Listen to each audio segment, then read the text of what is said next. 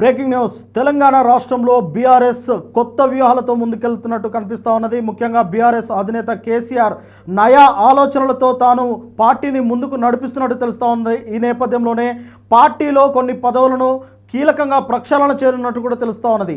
ఈ నేపథ్యంలో హరీష్ రావును బీఆర్ఎస్ వర్కింగ్ ప్రెసిడెంట్గా ప్రకటించే అవకాశం ఉంటుందనేది ఒక వార్త ఇప్పుడు పెను సంచలనంగా మారుతూ ఉన్నది. నిజంగా హరీష్ రావు గారి చేతిలో వర్కింగ్ ప్రెసిడెంట్ పెడితే పార్టీ స్థితి మొత్తం మారిపోతుందనేది కూడా ఇప్పుడు ఎక్కువగా ప్రచారంలో ఉన్నది. అయితే కేటీఆర్ గారు సమర్థవంతంగానే పనిచేస్తున్నారు, కానీ హరీష్ రావు లాంటి ఒక డైనమిక్ లీడర్ చేతిలో వర్కింగ్ ప్రెసిడెంట్ పెడితే కనుక ఖచ్చితంగా మంచి ఫలితాలను రాబడుతుంది బీఆర్ఎస్ పార్టీ అనేది ఇప్పుడు తాజాగా చర్చనీయాంశంగా మారింది. అయితే కేటీఆర్ స్థానాన్ని కూడా ఎక్కడ తగ్గించకుండా ఇక కేటీఆర్ ఫేస్ పైనే బీఆర్ఎస్ పార్టీ తెలంగాణ రాష్ట్రంలో రాజకీయం మొదలుపెట్టబోతుంది అనేది చాలా క్లియర్గా అర్థమవుతా ఉన్నది. గత కొంతకాలంగా అంటే తెలంగాణ రాష్ట్రంలో కాంగ్రెస్ పార్టీ అధికారంలోకి వచ్చిన తర్వాత ఇక కేసీఆర్ తెర వెనుక రాజకీయాలు చేస్తూ ఉన్నారు, తెర ముందుకు కేటీఆర్ హరీష్ రావులు వస్తూ ఉన్నారు.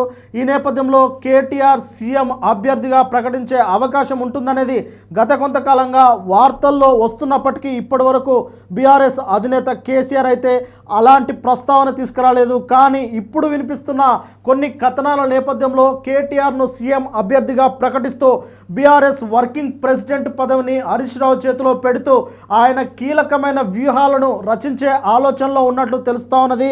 అయితే ఈ మొత్తానికి వేదికగా డిసెంబర్ 21న బీఆర్ఎస్ భవన్లో జరిగే కార్యకర్తల సమావేశం దీనికి వేదిక అవబోతున్నట్లుగా విశ్లేషకులు కొందరు అంచనాలు వేస్తూ ఉన్నారు. అయితే రేపు తెలంగాణ భవన్లో కేసీఆర్ అధ్యక్షతన బీఆర్ఎస్ ఎల్పీ రాష్ట్ర కార్యవర్గ సంయుక్త భేటీ అవుతున్న విషయం తెలిసిందే. ఇది డిసెంబర్ 19నే జరగాల్సిన కార్యక్రమం, కానీ ఎంపీలు అక్కడ పార్లమెంట్ సభలు జరుగుతున్న నేపథ్యంలో రాజ్యసభ సభ్యులు జరుగుతున్న నేపథ్యంలో రాజ్యసభ సభ్యులు కూడా పాల్గొనేందుకు వీలుగా డిసెంబర్ 21కి అంటే రేపటికి ఈ సభనైతే వాయిదా వేశారు. మధ్యాహ్నం 2 గంటలకు ఈ సభ ప్రారంభం కానున్నట్లు తెలుస్తూ ఉన్నది. ముఖ్యంగా ఆంధ్రప్రదేశ్ జలదోపిడీ, కాంగ్రెస్ ప్రభుత్వ నిర్లక్ష్యంపై ఈ సభలో ముఖ్యంగా ప్రస్తావించే అవకాశం ఉన్నట్టు, అంటే ఏపీ జలదోపిడీపైనే ఇదే ఎజెండాగా ఈ సభ నిర్వహించే అవకాశం ఉంటుంది అనేది ప్రాథమిక అంచనాగా కనిపిస్తూ ఉన్నది. అలాగే పాలమూరు రంగారెడ్డి ప్రాజెక్టుకు 45 టీఎంసీలకే ఒప్పుకోవడంపై బీఆర్ఎస్ పార్టీ అయితే తీవ్రంగా ఆగ్రహం వ్యక్తం చేస్తూ ఉన్నది. అయితే బీఆర్ఎస్ హయాంలో 91 టీఎంసీలను కేటాయిస్తే కాంగ్రెస్ హయాంలో కేవలం 45, అంటే సగానికి సగము కేటాయించడం ఏంటి, దీనిపైన మాట్లాడాల్సిన అవసరం ఉన్నదనేది ఈ సభ ముఖ్య ఉద్దేశంగా కనిపిస్తూ ఉన్నది. అలాగే నదుల అనుసంధానం పేరుతో ఏపీ జలదోపిడికి కేంద్రం ఎలా సహకరిస్తుంది అనే దానిపైన కూడా ఖచ్చితంగా కేసీఆర్ రేపు ఆగ్రహం వ్యక్తం చేసే అవకాశం కనిపిస్తూ ఉన్నది. అలాగే పార్టీ సంస్థాగత నిర్మాణం, భవిష్యత్ కార్యాచరణపై కీలక నిర్ణయాలు తీసుకునే దిశగా కేసీఆర్ అడుగులు వేసే అవకాశం కనిపిస్తూ ఉన్నది. ఇటీవల గ్రామ పంచాయతీ ఎన్నికలు కూడా ముగిశాయి. గ్రామ పంచాయతీ ఎన్నికల్లో బీఆర్ఎస్ పార్టీ అఖండమైన విజయం సాధించింది. దాదాపు 4500 పైచిలకు గ్రామాల్లో బీఆర్ఎస్ పార్టీ బలపరిచిన అభ్యర్థులు గెలుపొందారు. దీన్ని బట్టి క్షేత్రస్థాయిలో బీఆర్ఎస్ పార్టీ ఎంత బలంగా ఉందో అర్థం చేసుకోవచ్చు. ఇదే అంశాన్ని రేపు జరగబోయే సమావేశంలో కేసీఆర్ ప్రస్తావించే అవకాశం ఉన్నట్లు చాలా క్లియర్గా అర్థమవుతా ఉన్నది. ఈ నేపథ్యంలోనే హరీష్ రావు ప్రాధాన్యత పెంచుతూ, అంటే హరీష్ రావుకు ఇక ప్రమోషన్ ఇచ్చినట్లుగా హరీష్ రావుకు బీఆర్ఎస్ వర్కింగ్ ప్రెసిడెంట్ ఇస్తే బాగుంటుంది అన్న ఆలోచనలో బీఆర్ఎస్ పెద్దలైతే మాట్లాడుకున్నట్టు తెలుస్తూ ఉన్నది. ఇక ట్రబుల్ షూటర్గా హరీష్ రావుకి అయితే మంచి పేరుంది.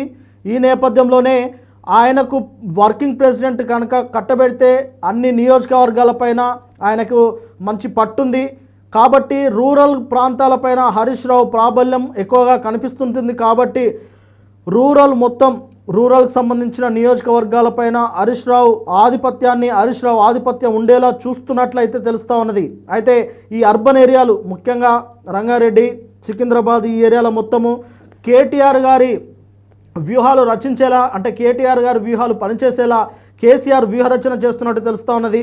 ఏది ఏమైనప్పటికీ ప్రజల్లో కాంగ్రెస్ ప్రభుత్వంపై వస్తున్న వ్యతిరేకతను బీఆర్ఎస్ పార్టీ క్యాష్ చేసుకోవాలని చూస్తూ ఉన్నది. కాంగ్రెస్ పార్టీని ఎండగట్టేందుకు సరైన అవకాశం కోసం చూస్తున్న బీఆర్ఎస్ పార్టీకి ఇప్పుడు గ్రామ పంచాయతీ ఎన్నికల్లో బీఆర్ఎస్ పార్టీ బలపరిచిన అభ్యర్థుల గెలుపు అనేది ఊతంగా కనిపిస్తూ ఉన్నది. ఖచ్చితంగా ఇదే పాయింట్ను బేస్ చేసుకొని బీఆర్ఎస్ పార్టీ చాలా బలంగా నిలబడాలని అధినేత అయితే ఆలోచిస్తున్నట్టు తెలుస్తూ ఉన్నది. అంతేకాకుండా కాంగ్రెస్ పార్టీ అధికారంలోకి వచ్చిన తర్వాత ఒక 1 ఇయర్ హనీమూన్ పీరియడ్కి ఇచ్చేశారు. ఇంకొక 1 ఇయర్ ఏదైనా సంక్షేమ పథకాలు కానీ అభివృద్ధి పథకాల కోసం కేటాయించారు.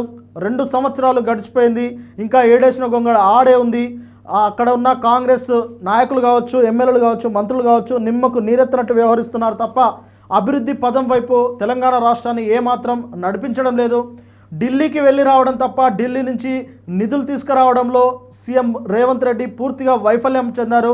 అలాగే తెలంగాణలో ఉన్న ఏదైతే ఇక్కడ తెలంగాణలో ఉన్న ట్యాక్సెస్ కానీ తెలంగాణలో ఉన్న నిధులు కానీ ఢిల్లీకి మోయడంతోనే రేవంత్ రెడ్డి గారికి కాలయాపన, అంటే ఢిల్లీకి మోస్తూనే రేవంత్ రెడ్డి గారికి కాలయాపన చేస్తున్నారు తప్ప రేవంత్ రెడ్డి గారు వచ్చిన తర్వాత తెలంగాణ రాష్ట్రంలో ఒక్క కంపెనీ రాలేదు, ఒక వ్యవస్థ రాలేదు, ఒక పారిశ్రామికకు సంబంధించిన ఒప్పందాలు కూడా జరగలేదు. ఏదో గ్లోబల్ సమ్మిట్ పేరు మీద హడావిడి చేశారు. లక్షల కోట్ల ఎంఓఏలు కుదిరించుకున్నారని చెప్పేసి ఏదో హడావిడి చేశారు తప్ప అది ఎంతవరకు ముందుకెళ్తుంది అనే దానిపైన ఇప్పటివరకు ఇటు కాంగ్రెస్ సర్కార్ అయితే ఎలాంటి క్లారిటీ ఇవ్వలేదు. అలాగే మెస్సీ ఆట కోసం, ఫుట్బాల్ ఆట కోసం మెస్సీ రావడము, దీనికోసం నిర్వహించిన సింగరేణి కాలేజ్ నుంచి తీసుకొచ్చిన డబ్బులు అయితే వృధా అయిపోయాయి తప్ప మరి మెస్సీ రావడం పట్ల తెలంగాణ రాష్ట్రానికి జరిగిన ప్రయోజనం ఏంటి అనేది కూడా ఇప్పటివరకు కాంగ్రెస్ ప్రభుత్వం ఒక్కచోట కూడా ప్రస్తావించడం లేదు. అలాగే ఇటీవల గురుకులాలలో వెల్ఫేర్ హాస్టల్స్లలో అంటే వెల్ఫేర్ హాస్టల్స్లో పెడుతున్న ఫుడ్ పాయిజన్ అయ్యి విద్యార్థులంతా హాస్పిటల్లో పడుతుంటే దానిపైన కూడా అపహాస్యం చెందేలా సీఎం రేవంత్ రెడ్డి గారు మాట్లాడడం పట్ల కూడా తీవ్రమైన ఆగ్రహం వ్యక్తం చేసే అవకాశం ఉంటుంది. మొత్తం మీద తెలంగాణలో జరుగుతున్న రాజకీయ పరిణామాలనే లక్ష్యంగా, రాజకీయ పరిణామాలే ఎజెండాగా రేపు జరగబోతున్న మీటింగ్లో దానిపైనే మాట్లాడే అవకాశం ఉంటుంది. ఇక కాంగ్రెస్ పార్టీని దెబ్బ కొట్టేందుకు ఏ ఒక్క అవకాశాన్ని కూడా ఇక నుంచి వదులుకోవాల్సిన అవసరం లేదు. ఎమ్మెల్యేలు, మాజీ మంత్రులు, మాజీ ఎమ్మెల్యేలు, ప్రస్తుతం యాక్టివ్గా ఉన్న బీఆర్ఎస్ నేతలు అందరూ ఏకతాటిపై ఇక కాంగ్రెస్ పార్టీ పని పట్టాలనే దానికి దిశానిర్దేశం చేసే అవకాశం ఎక్కువగా కనిపిస్తుందని రాజకీయ విశ్లేషకులు అయితే చెబుతా ఉన్నారు. ఈ నేపథ్యంలోనే హరీష్ రావు గారు, కేటీఆర్ గారు చాలా కీలకంగా మారారు. బీఆర్ఎస్ పార్టీకి 2 భుజాల్లాగా మారిపోయారు. ఇక వారే బీఆర్ఎస్ పార్టీని ముందుండి నడిపిస్తున్న విషయం అందరికీ తెలిసిందే.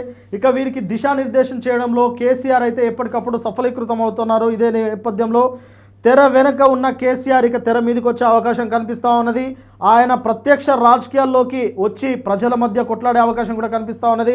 ఇక హరీష్ రావు ఒకవైపు, కేటీఆర్ ఒకవైపు వీరిని ప్రధాన అస్త్రాలుగా మలుచుకొని కేసీఆర్ చాలా వేగంగా ముందుకు వెళ్ళే అవకాశం అయితే కనిపిస్తూ ఉన్నది. చూడాలి మరి రేపు బీఆర్ఎస్ ఎల్పీ సమావేశం తర్వాత కేసీఆర్ అలాగే బీఆర్ఎస్ పార్టీ వ్యూహాలు ఎలా ఉంటాయి, తెలంగాణ రాష్ట్రంలో బీఆర్ఎస్ పార్టీ యొక్క గ్రాఫ్ ఏ విధంగా ముందుకెళ్ళబోతుందనేది వేచి చూడాలి.